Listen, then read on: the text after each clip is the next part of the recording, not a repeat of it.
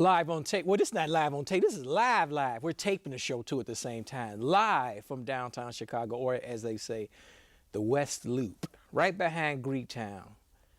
Set your VCR. I would say VCRs, but no, who has a VCR anymore? I know. Just a few people. Your DVDs and your recorders. We have a great show. We're going to talk about the fall of America. Minister John Muhammad, you ready to talk about the fall of America? Yes, sir. Which is maybe I should show the book. People may have seen this book a long time. It's A Fall of America. That's it. By the Most Honorable Elijah Muhammad. That's it. Minister John Muhammad, come on, don't talk about the fall of America. This is a great country. On the way here before I got Mr. Gadomski, I drove down Garfield Boulevard. I saw your mosque over there on 55th and near Michigan, and on Michigan near 55th Street. And I went through Hyde Park, and I drove by near as I can to Barack Obama's house. They got the police over there because this is a live show. In fact, the Obamas may be watching us. You know that. Then I went and got Mr. Gadomski came to the show. We have a black president. A Negro president, African-American president. I love Barack Obama. Why, politically. And why you want to have America fall when we have a black president? Well, first of all, I'd like to say thank Almighty God, Allah, who came to us in the person of one master, Farad Muhammad, to whom praise is due forever, for blessing and raising up among you and I, our beloved leader and teacher, the Honorable Elijah Muhammad, my teacher, who have taught me Islam in the wilderness of North America. I would say, yes, today we are living at the fall of America. Then the question becomes, why should America fall? Due to the evil treatment of the so-called American Negro, the black man of America, due to the ills that America have put the black man through.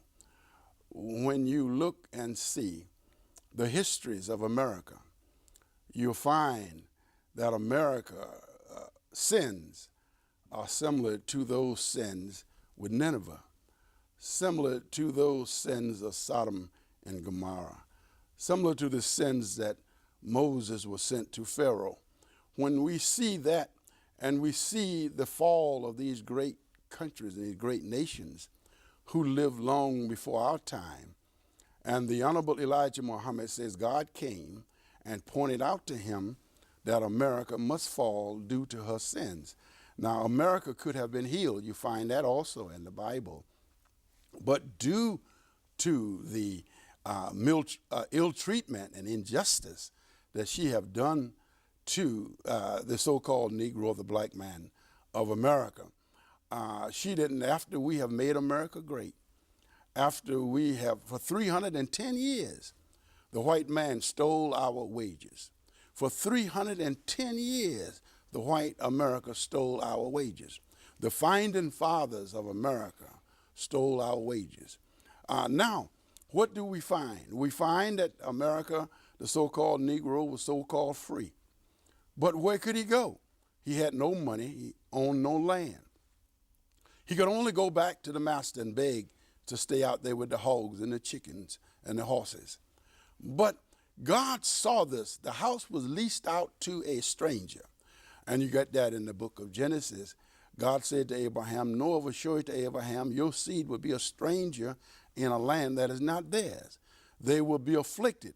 And we bear witness that no other people on this earth fit that description better than the black man, the so-called American Negroes here in the West. Yes, many people will say today, why should God take America when we have the first Asiatic black man in the White House?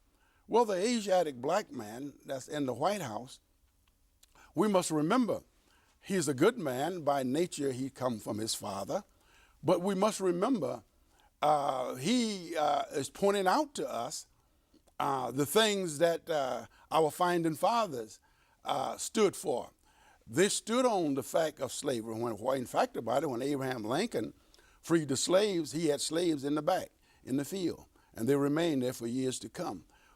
We must remember when I started out by saying that for 310 years, white America, the founding fathers, took our wages and stole them up. So by law is when you steal from a person When you steal from a person, you take from that person. You take his wages. You take his possessions. You take his mind. You take his history. You take his God. You take his name. And then and when you were so-called free, you are supposed to give that back because you're supposed to act as the judge. Give back that which you took from the man. So you took from us. When you go to court, and in the law of court, the judge says with his black robe, he says, now, this man you took from this man. You robbed this man. You took from this man. I am here to make this man whole again. So who made us whole? They took from us, white America, took from us, but nobody made us whole. Nobody give us any land. Nobody give us any substance. But they set Israel up as a nation. They give Israel money. Israel didn't plow the field. Israel didn't work the field. Israel did not do and was not hung on trees. Israel was not buried alive as we were. Israel's foot or feet was not cut off as my ancestors, my fathers, my grandparents, or castrated, or the women hang upside down and the baby falls out. I'm saying that Israel didn't do this to Israel, but they done it to the black man and woman of America. But nobody, we, the black man of America, the so-called American Negro, we are the ones who suffered.